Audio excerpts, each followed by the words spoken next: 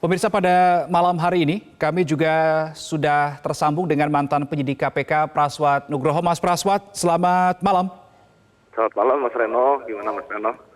Baik, Mas Praswat, yang kami lihat di sini adalah bahwa KPK sebenarnya mengagendakan sudah mengirim pemanggilan pada esok hari untuk tanggal 13 Oktober 2023. Dan di situ tersangka mantan-mantan SJL sudah menyanggupi untuk memenuhi pemanggilan itu. Tetapi KPK memilih jalan lain, melakukan jemput paksa pada hari ini. Bagaimana perspektif Anda soal hal ini, Mas Praswat?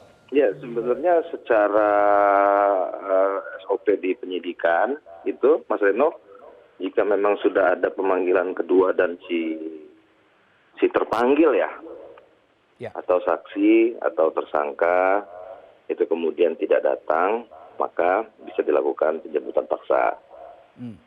Itu juga diatur dalam KUHP bahwa ada aturan setelah pemanggilan kedua secara patut, pemanggilan satu, pemanggilan kedua secara patut tidak datang, tidak hadir, saksi, tersangka atau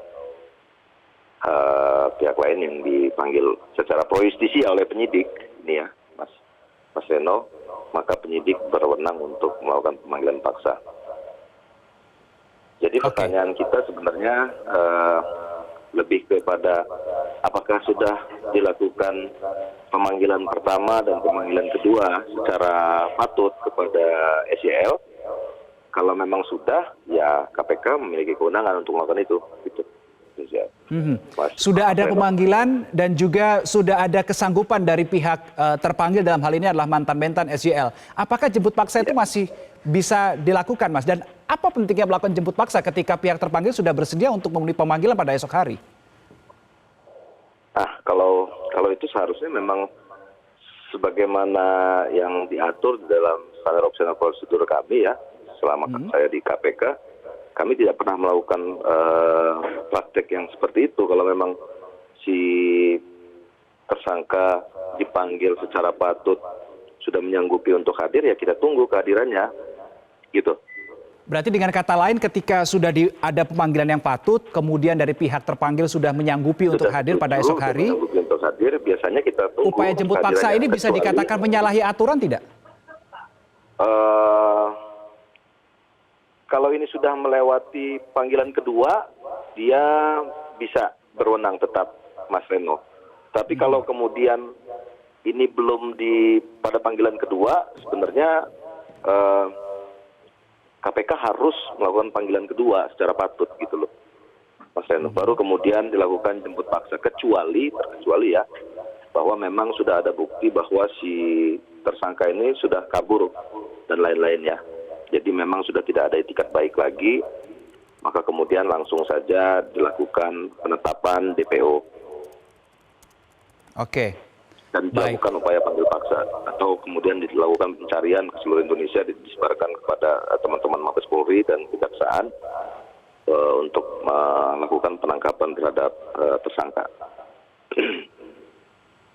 Oke, tetapi kalau kita melihat, Mas Praswat, melihat konteks hal ini tapi dari perspektif yang lain ya, surat penangkapan ini ditandatangani, yang kami dapatkan informasinya, ditandatangani oleh Ketua KPK Firly Bahuri, tapi di sisi lain Firly Bahuri juga kita tahu ya sedang tersandung kasus. Bagaimana Anda menyoroti hal ini, Mas? Iya, beberapa kali saya juga sudah sampaikan bahwa seharusnya saudara Firly Bahuri itu mengundurkan diri atau nonaktif terlebih dahulu dalam konteks penanganan perkara Kementan ini. Karena apa? Karena yang bersangkutan saat ini sedang dilaporkan ya oleh si SJL di Polda Metro, dan kemudian prosesnya juga sudah naik sidik. Jadi ini Mas Reno, ini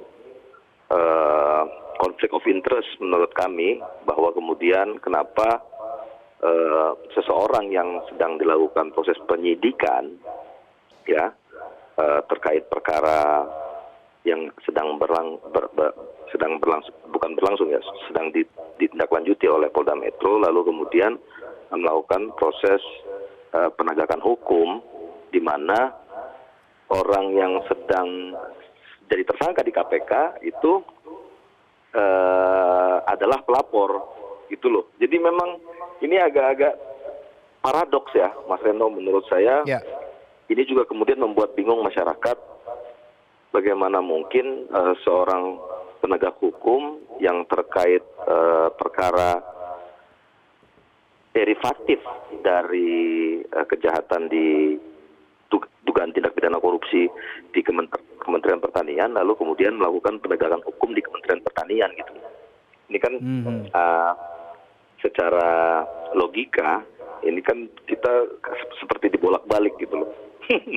Gitu Mas Reno. Baik, Mas Praswat, apakah ada perbedaan ya ketika awalnya ini kan statusnya sebagai saksi begitu ya untuk Pak SYL.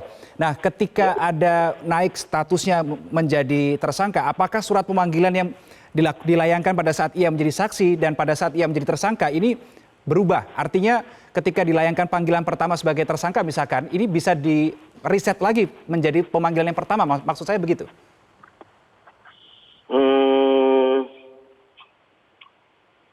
Jadi kalau kemudian seseorang itu sudah menjadi tersangka, dia harus dilakukan pemanggilan pertama sebagai tersangka. Jadi nggak bisa sebagai saksinya kemudian diakumulatifkan ya, Mas Reno.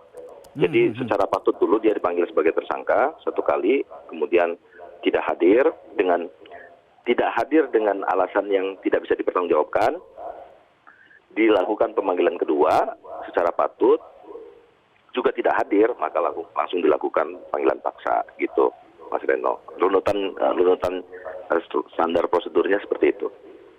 Oke, baik. Mas Praswat, tapi kalau kita melihat kasus ini ya, ini kan ada kasus dalam kasus ya, Mas Praswat, ada kasus dugaan korupsi pemerintahan. Tindak pidana. Iya, ada tindak pidana dalam tindak pidana. Nah, ketika ini besok rencananya Ajudan Firly akan diperiksa, kemudian hari ini dilakukan jemput paksa. Mas, apakah ini Anda lihat sebagai balas-balasan nggak sih, malahan lebih terlihat sebagai balas-balasan ketimbang dalam upaya menegakkan hukum sebetulnya? Nah, di mata masyarakat pasti dilihat seperti itu. Makanya kemudian kan dari awal mengimbau bahwa Saudara Firly Bahuri itu harus nonaktif dulu atau kemudian sekalian mundur sebagai ketua KPK karena konflik of interest jadinya, dan yang kemudian menjadi korban kan teman-teman penyidikan yang dibawa, teman-teman penyidik pelaksana penyidikan kasus dugaan korupsi di Kementerian Pertanian yang kemudian jadi seperti seolah-olah tidak prudent gitu loh, Mas Reno. Jadi konsekuensinya itu diterima oleh teman-teman di penyelidikan dan penyidikan, bahkan penegakan hukum nanti sampai ke penuntutan di KPK gitu. Sementara pihak-pihak yang diduga terlibat kasus pemerasan di Polda Metro yang sedang ditindaklanjuti di Polda Metro, itu kan tidak ada hubungannya dengan rekan-rekan penyidik, rekan-rekan saya semua yang ada di dalam KPK gitu loh. Mas Reno. Oke, jadi untuk upaya apa yang bisa dilakukan untuk menghilangkan kesan itu, Mas Praswat? Ya memang harus mengundurkan diri, Saudara Firly Bahuri itu. Pak Firly Bahurinya? Ya, harus mengundurkan diri menurut saya. Oke, supaya menghilangkan kesan ada saling balas begitu ya?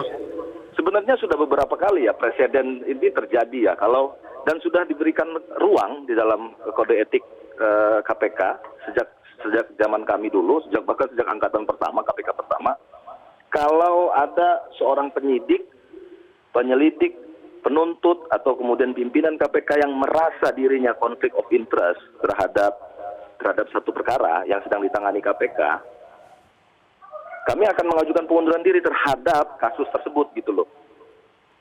Misal contoh, Mas Reno, saya ambil contoh sederhana.